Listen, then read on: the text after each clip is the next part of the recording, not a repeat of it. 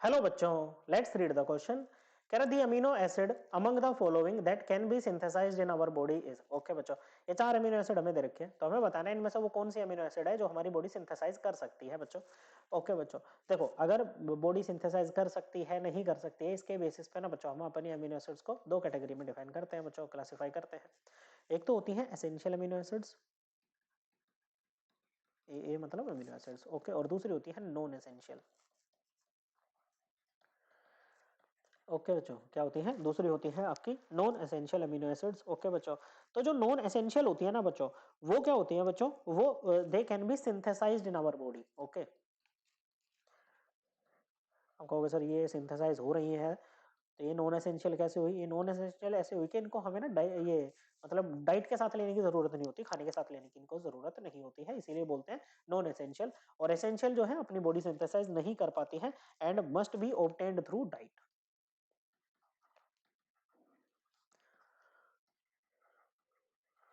Okay, तो indirectly हमसे क्या पूछ रहा है बच्चों? ये कह रहा है कि that can be synthesized in our body, मतलब ये हमसे पूछ रहा है कि इन चारों में से कौन सी नॉन एसेंशियल एमिनो एसिड है। ओके, अल्फा एमिनो एसिड है बच्चों, इस तरह से जनरल स्ट्रक्चर आप इनका रिप्रेजेंट कर सकते हो। ओके, आर की वैल्यू पे डिपेंड करेगा कि कौन सी एमिनो एसिड है आपकी। ओके, तो अगर हम बात करें एलानीन की, ओके बच्चों, तो एलानीन क्या है बच्चों? एक नॉन एसेंशियल एमिनो एसिड है, ये हमारा आंसर होगा।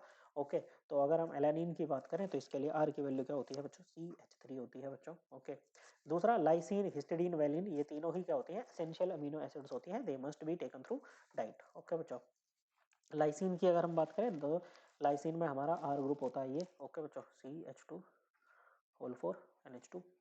ओके, वहीं अगर हिस्टिडीन की बात करें तो हिस्टिडीन में हमारा आर ग्रुप रहता है ये CH2।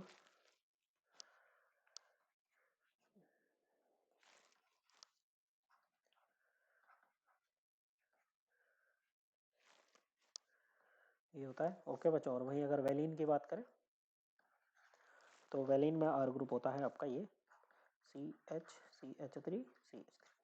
ओके बच्चों, so correct answer will be option 1। I hope आपको ये एकदम क्लियर हो गया होगा। थैंक यू बच्चों।